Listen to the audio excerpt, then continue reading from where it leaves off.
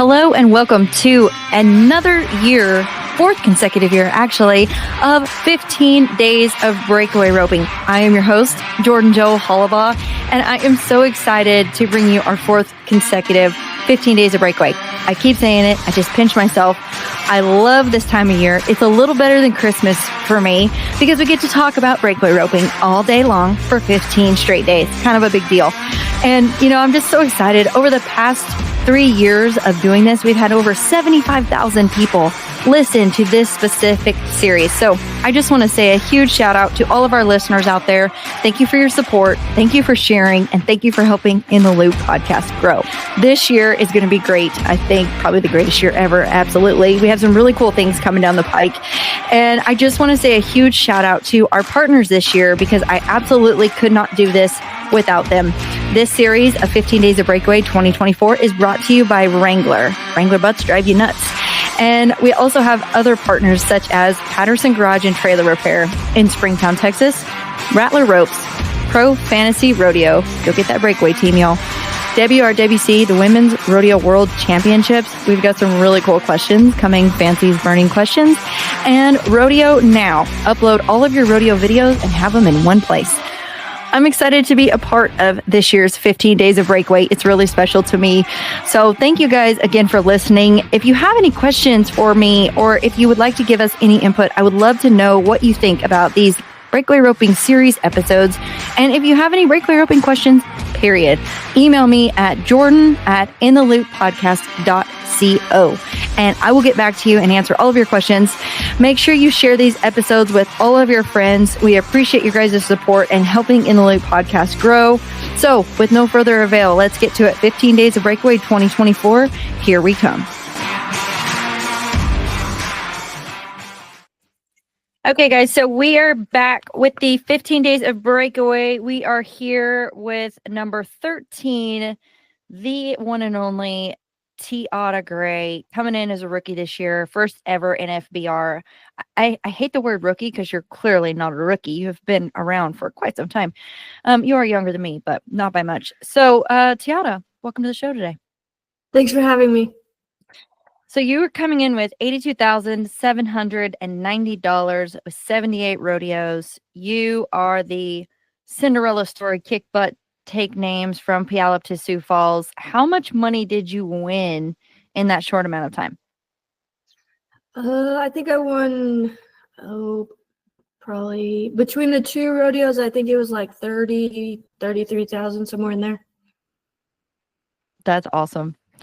So I know that that's where everybody is fresh on their minds, the Sioux Falls win, the Puyallup win, but I want to go back a little bit and talk about your year in general. I just smile when I reminisce. I've been able and privileged to be your friend for a long time. We college rodeo together. I feel like we've just grown up and we're growing old together. That's cool. Maybe one day we'll forget each other's names and, be new friends. But tell me just how, I know it's got to be a surreal feeling, an awesome feeling. You're making it to your first ever NFBR of many. What was your year like this year? Just walk me through that a little bit from start to finish. It kind of all started at Houston. I ended up being in the Final Four, and I think I won 17,000 there. And then, it kind of carried on throughout the year. It would go up and down, but at the end we still ended up, on a high, and that, allowed me to finish in the top 15 to make the finals. So tell me about Greeley. I thought that was one of your wins that really stood out to me for so many reasons. You placed in both rounds, you placed in the average, but that really set your year off to kind of starting your summer off and your traveling partners and all the things. So talk about, kind of where your win from Greeley took you off from the summer and then how your traveling partners all ended up. Greeley actually started the fourth off pretty good for me. I ended up placing in both rounds, like you said, and I placed in the short round and the average, and that really kick-started, the summer for me. It kind of gave me some confidence, that just do your job and things can work out like you have planned.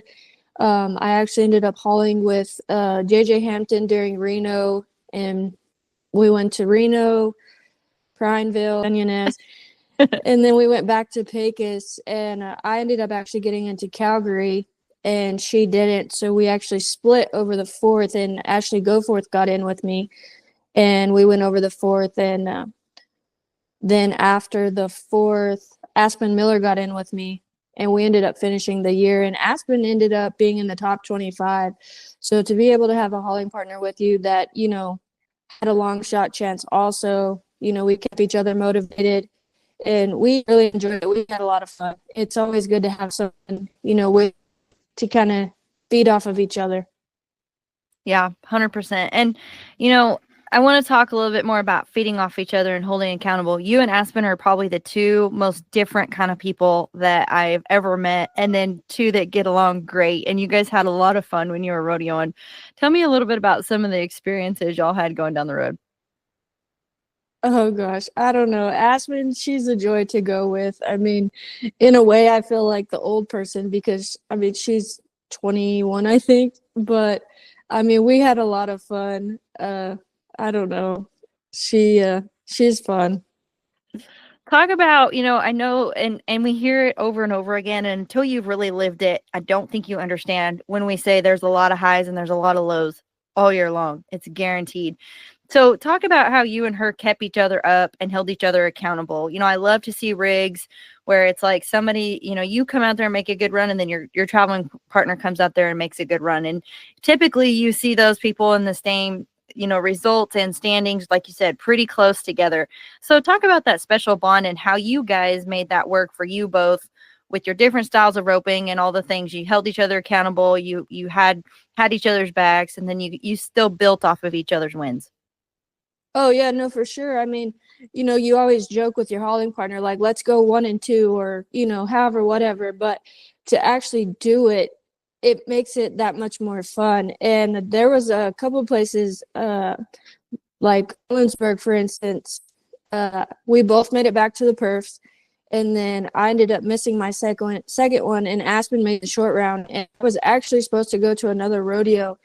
But in my mind, I'm like, we're a team, you know, and she made the short round. And I was like, I can't, you know, in a way, this is a team thing because, I mean, you're hauling together, you're keeping each other motivated. So I ended up actually staying and helping her, like being there for her in the short round. And she actually ended up placing in the average. But I don't know. It's just, to me, when you're hauling with someone, like, it's a group effort and you're a team. So like you have to be there for each other, even in the highs and lows. And I mean, she was doing good. I was struggling, but she was right there to pick me up and tell me, hey, it's all good. There's another one. We'll get him again. So, I mean, to have somebody on your team is awesome. Yeah, 100%.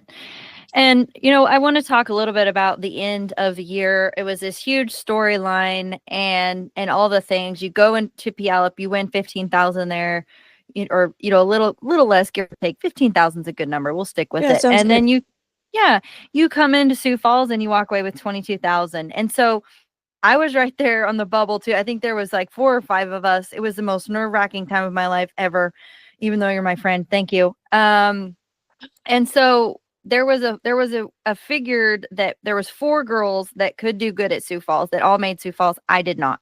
You were one of the 4. You had to win over 20,000 to make the NFR. And 3 out of the 4 girls did just that. They won, you know, everybody had to win at least 10,000 to beat me. And then you had to win over 20 to get into the NFR. Storytell ending. But one of the things I want to talk to you about is, you know, the pressure in that situation. One thing that people maybe don't know about you or maybe have forgotten is you made the college finals. And right when you did make the college finals, you were playing a little game they call softball. Mm-hmm. And you broke your leg. So was it sliding into home plate? Tell me how you broke your leg. Yeah, I was sliding into home plate. I quickly learned you're not supposed to go feet first. Okay, so you slid into home plate. So this is like right during the college finals. You battle through that with a broke leg, walk away with the title. I mean, so pressure situations are not something you're not familiar with. So back to Sioux Falls, we're in this pressure situation. What was going through your head at that time? Were you nervous? Were you pumped?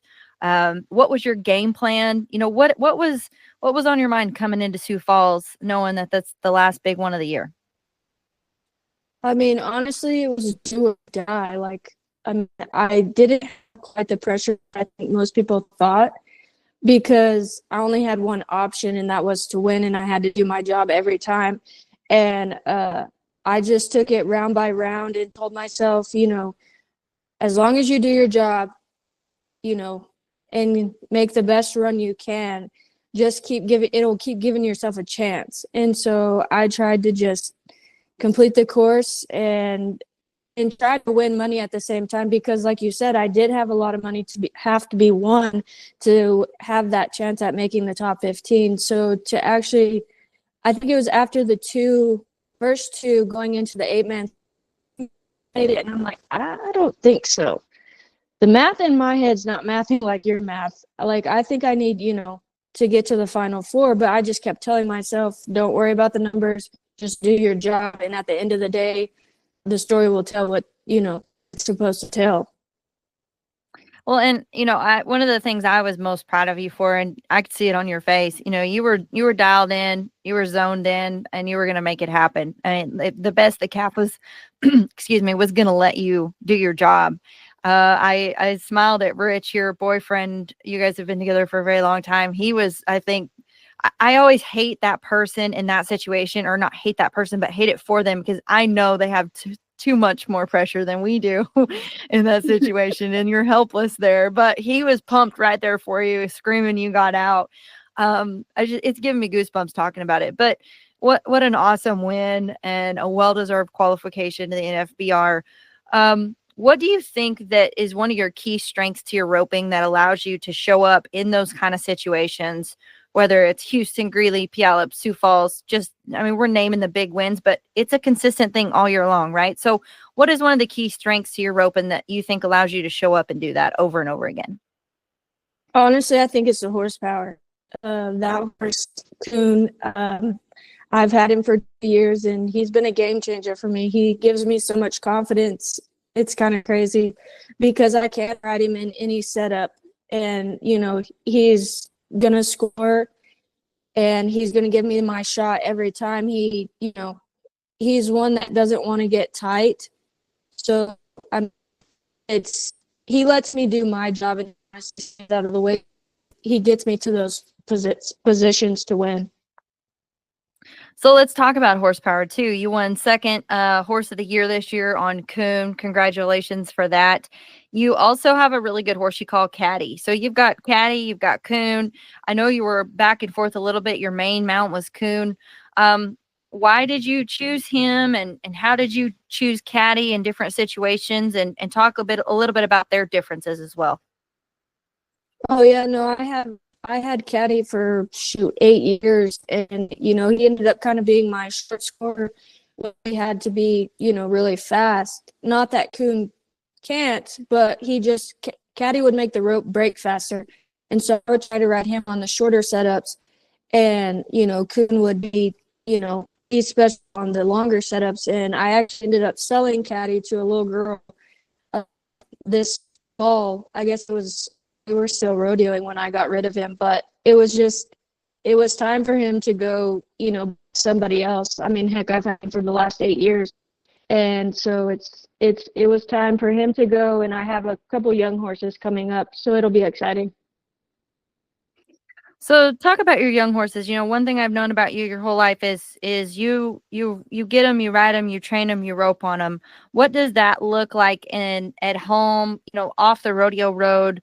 Walk us through a little bit about what a day in the life of TiAda's horses looks like.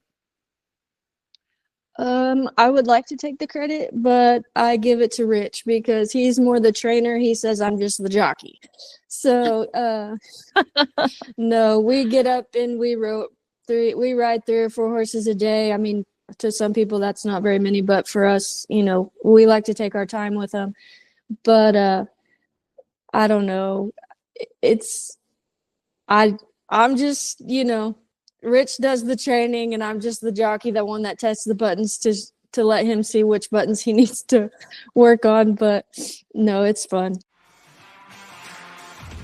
Okay, guys. So one thing that I have learned as I have rodeoed and traveled millions of miles is that we all need that one great trailer guy. And I have found that with my friends Dickie and Jordan at Patterson Garage in Springtown, Texas. With years of experience, Patterson Garage and Trailer is locally owned and led by Dickie Patterson, who does the automotive side, and Jordan Evans, who does the trailer repairs. They can fix anything and everything from RVs, trailers, vehicles, brakes, wiring, trailer conversions, generator repair. We all need that. AC repair, suspension, brakes, you name it, they can do it. And one thing I love is that every time I call down there, day or night, Jordan is always there to help me. Dickie has been able to fix anything and everything we need on this truck. So when you have that need and you need to get your trailer in and get it fixed, take it to Springtown, Texas, to Patterson Garage and Trailer Repair. Call Jordan at 817-220-1242. You can find them on their website, pattersongarageandtrailer.com. They're on social media. Google search them, y'all. They're everywhere. All of your trusted repair solutions for all of your trailer needs. Call Patterson Garage and Trailer Repair. Well, and I know that there's some really good practice sessions going on there, from your parents to you and your sister TiAda have roped your whole entire life. And now you and Rich are roping. You're a brand new auntie for Mr. Ranson. You've got a lot of good things going on in your life. Talk about your family. I know they're a huge piece to everything that you're doing, from your mom, your dad, your sister, your brother-in-law, your boyfriend. I mean, you have a huge support system, your grandmother. How many phone calls and texts and all the things were you getting? Were they pumped? Were they over the top? Did you have to shut your phone off? I mean, what did that look like? Oh, yeah, no, I did, because my mom's over here, sending me articles that the Breakaway Journal's been posting. And Lillian actually texted me and was like, hey, you need to turn your phone on silent. She's like, I'm about to post some numbers. Just you go do your business at the rodeo and, we'll look at it later. But yeah, no, I have a great support system. I mean, in a way, I wish my grandpa was still here to see all of it, but he has one of the best seats in the house. It's fun. I mean, we couldn't do this without our support systems. They're a huge deal in this. Well, and I know your grandpa, yeah, I laugh. I remember him pulling up to watch at Portales College Rodeo. He had his own parking spot, actually, right by the arena gate. And so I know he knew that this was going to happen for you and that you were going to make it there. So I know that he's up there, screaming at you probably, but, I know that's true. So it's just bittersweet for your family. Very excited for you. One of the things that people probably maybe don't know about you is you're a businesswoman on top of being a breakaway roper. Tell me a little bit about T's Pipe Supply, how that got started and how you manage that while you're on the road. Oh, yeah, no, my dad has been in he's been in the oil field for 40 some years. And whenever Tierra and I were in college, he actually started a structural pipe business for us. He sold structural pipe on the side, but he was like, well, we'll just start it for you girls, that'll give you something to do. And at the time, breakaway roping wasn't what it is today. And so we started that, and I actually manage it. I think I've been doing it for 12 years, and it gets a little hectic when I'm gone because, I don't really have anybody that works for me. And so it's really just me and Rich. And so it does get, I probably make a few customers mad when I'm gone. But at the end of the day, when I do get home, like, I try to do my best to, fill in where I was gone. So, but it's fun. It kind of gives you a business approach to rodeo. So I don't know. It's actually fun. I really do enjoy it. Well, and I want to talk about your business approach to rodeo. You and I sat at Ellensburg and we had a really good visit, but we were talking about our business approach to rodeo and how you go about it and all of the different ways to rodeo. So what was one of the ways that you decided on as a business to make rodeo your business and go about it in a strategic way? Oh, yeah, no, you have to treat every run like I mean, it's a job. And that's what Rich kept telling me when I would kind of get flustered and down and, want to throw in the towel. He's like, no, that is your business right now. Like, you have to treat it like a job. You have to do your job. And so, I mean, you just literally just go make the run you can and hope that it works. But at the same time, you know, you have to figure out how to win, because I mean, if you're not winning, you're not making money. So I mean, I don't know. I like to take the approach of, you know, making it try to math as well as you can, because rodeoing doesn't math very well. And so I would just go to the rodeos I could, and just I don't know. We need to phone a friend and call Rich here. Oh man. Well, Yeah. and I think too, I love how you said, you know, rodeo doesn't math, and it's a financial thing that is a really big commitment. And so I say that to say, you know, you hear a lot of we'll say armchair talk about how it's really silly what we're doing. It doesn't map out, it doesn't pan out. But to me, it's a choice I've made. That's why I also have two businesses on the side that keep me and my family and my husband going, you know, all the time. We're constantly doing things in and out to make rodeo, which is our dream and what we love, make it Oh a yeah. fruition. Now we have some really cool things for breakaway ropers. It makes it pay off in the end. We have that Kimes Ranch $1 Million Breakaway. We have the NFR. You know, there's several different jackpots and rodeos. We just came from San Angelo, jackpot by Lip Chip. It was great. You know, there's so many opportunities for breakaway ropers, as in when we were college rodeoing, man, a big jackpot a year was a huge thing. Like, that didn't happen. Now there's opportunities everywhere for this. So I would have to dare to say that financially it's a commitment, but it can pencil out in the end. Oh yeah, no, for sure. And I mean, the big jackpots, I mean, that is where, you know, you make up what you, I'm not going to say lose rodeoing, but I mean, that is the big ones that keep you going. And I mean, and I appreciate all the committees and people that do have these big jackpots, just like our jackpot tomorrow in Uvalde. Like that's going to be a big roping. In San Angelo, I mean, I ended up winning San Angelo last year. And once again, like that's a huge roping for us. And to have those opportunities, it's awesome. Yeah, 100%. So tell me, when you're going down the road, what's in your rope bag, and do you change it? Is it a seasonal thing on the ropes you use, or do you use one consistent rope all year long?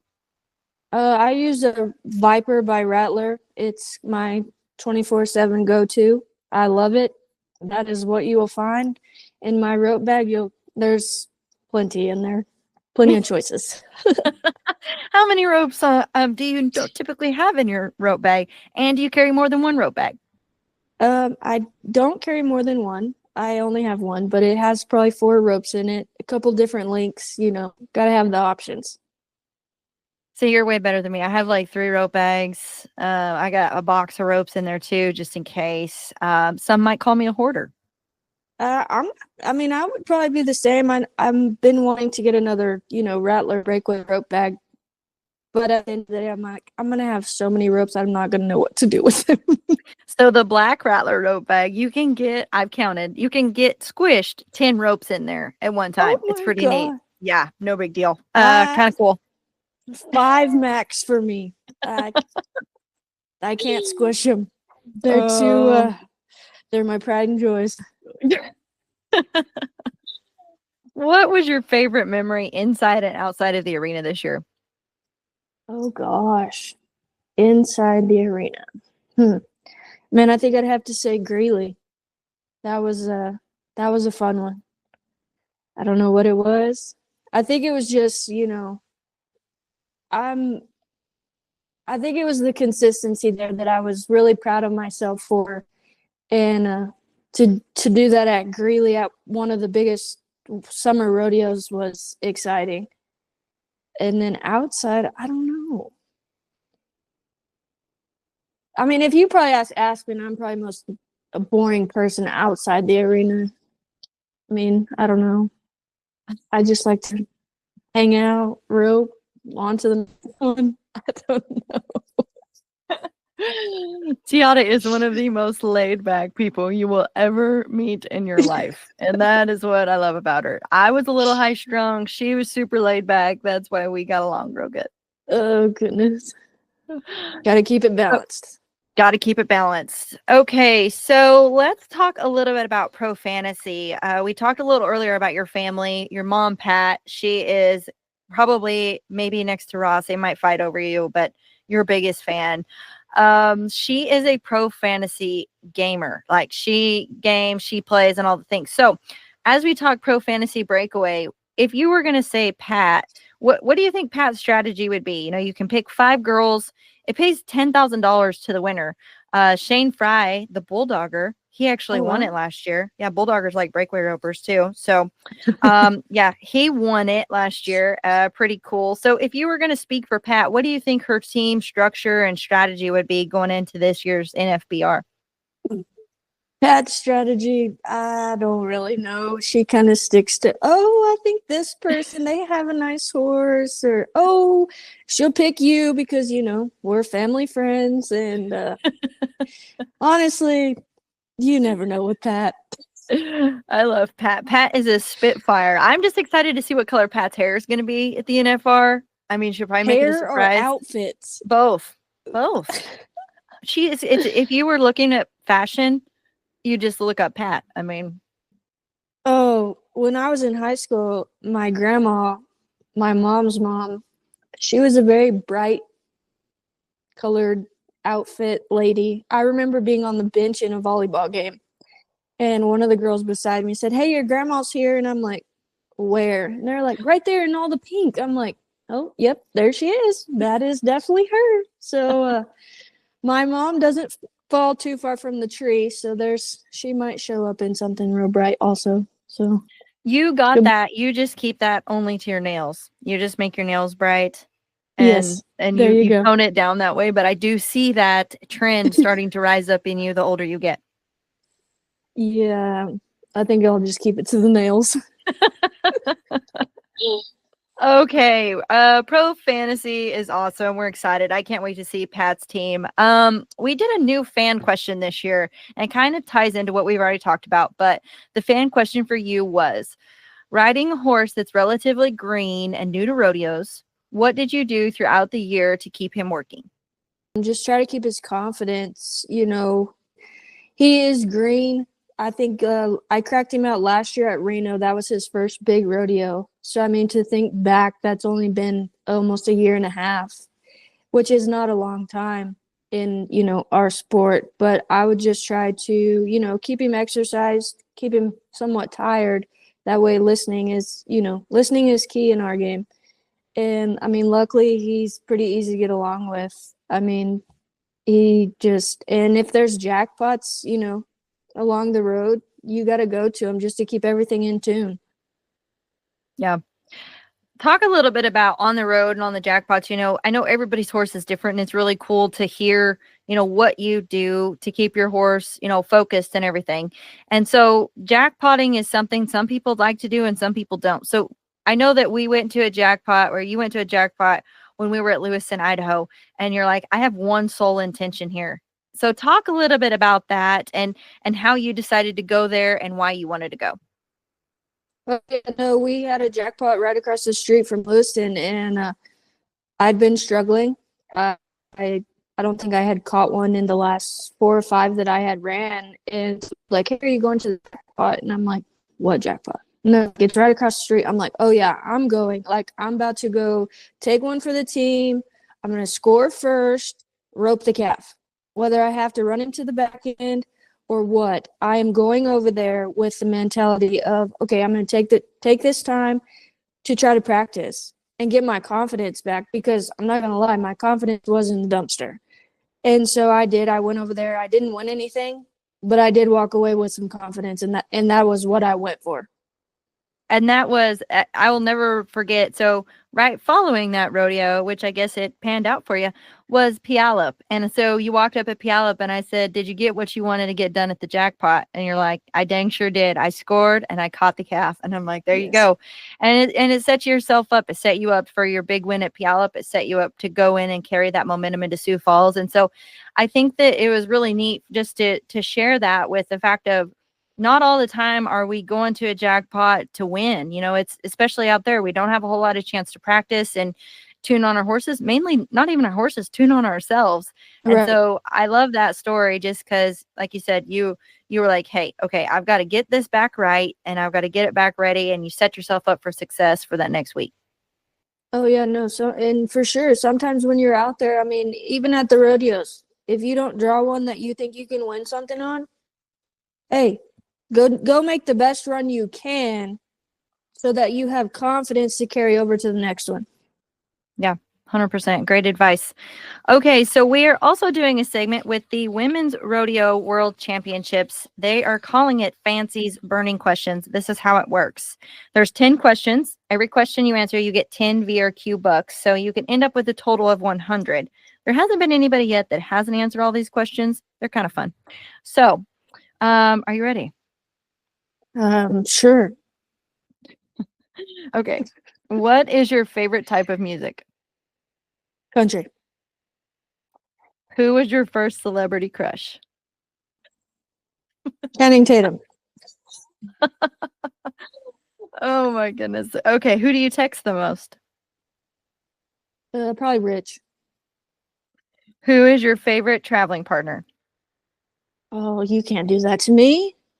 I'll give you another question. We'll skip that one. Who is your favorite horse to compete on? Coon. Favorite brand of jeans? Yeah. Favorite meal to eat while you're on the road? Go wrong with pizza, I guess. You can't really mess that up. Most people would probably say chicken strips, which I'm gonna have to go with chicken strips. Chicken strips and pulled pork. Lord. No, Okay. no pulled pork. Can't. That's another story for another day. Okay. What is your favorite summer rodeo? I'd have to say Greeley. What is your last Google search? Oh gosh. Gate openers. We had to take ours down to redo the entrance, so now I have to find a new gate opener. Thank you, Google, for the Google search of gate openers. Okay. What was your last impulse buy? Oh, probably a coffee maker. Good choice. Did you buy Keurig? No, I bought a Ninja. Ooh, impressive. You have to Yeah. make me some coffee. Okay, last question. What is the most amount of rodeos or jackpots you've competed at in one weekend? I'm gonna say 5. Sounds like a 5. good number. That's a good number. I try not to get too hectic on the weekends. Just the weekdays. I just like to, I don't know. That is one thing about me rodeoing. If I can't get there in my own rig, I'm probably not going to be entered. I know, we had that conversation. Yeah. I like to have my own wheels and my own horse. Yeah, 100%. I think we agree on that. If it's like, we can't get there, the more I do it, I'm like, yeah, I'm good. I'm okay. Yes, for sure. Okay, well, you're now $100 richer with your VRQ bucks, so you can now nominate for the Women's Rodeo World Finals. They've been going on for 6 years now, and they've paid out over almost $1 million. So no big deal, cool thing. We appreciate the Women's Rodeo for being a part of this podcast. But okay, one last question to wrap this up. This is kind of a sentimental one, so I apologize. Okay, who do you look up to and why? I'll have to say Larry D. I mean, I've looked up to her since I was a kid. Funny story, she had a roping school in Lovington, and me and my sister were a part of it. And my grandpa had to show up to make sure that, Larry D is teaching us, what we need to be taught, making sure it's the right way. And I'll never forget that. Larry D talks about it quite often. She who has a school and the grandparent shows up to make sure everything's being taught right. I mean, she's a 8-time world champion. She has the accomplishments, but and he was making sure she was doing everything correctly. Oh yeah, but that was Bill Gray, so I mean, it was just another day in his life. Well, and I think that he has been so instrumental in yours. And I think it's so cool, those girls that we looked up to, we get to rope with every day, Oh yeah, no, it's for just sure. I very laughed surreal. last year when I won the rope for the crown when they did the awards ceremony or whatever you want to call it. He asked me what it's like to rope against, world champions like Shelby, Jackie, Larry D. He names all of them, and I'm like, it's just another day at a jackpot. I mean, we compete against those people every day, all day. Doesn't matter where you go, we're all there. So I mean, it's awesome to get to rope with who we get to rope with, and some of those greats that when we were kids we looked up to, and the JJ Hamptons, Larry D's. Like, I mean, they're very instrumental in where we are in Breakaway. Well, and I think that that's something that we take for granted sometimes, the fact that like we do get to rope with, we all rope together every day, jackpots, things like that. And one of the things I think is like, I don't think we think of anybody that we get to rope with, or, Larry, JJ, Jackie, Shelby, Kelsey, you, I mean, whomever it may be. There's so many talented women anymore. Even Raymond and I were sitting there talking the other day and at Angelo, and he said, man, how far has Breakaway come in the last 4 years? Like, this is incredible.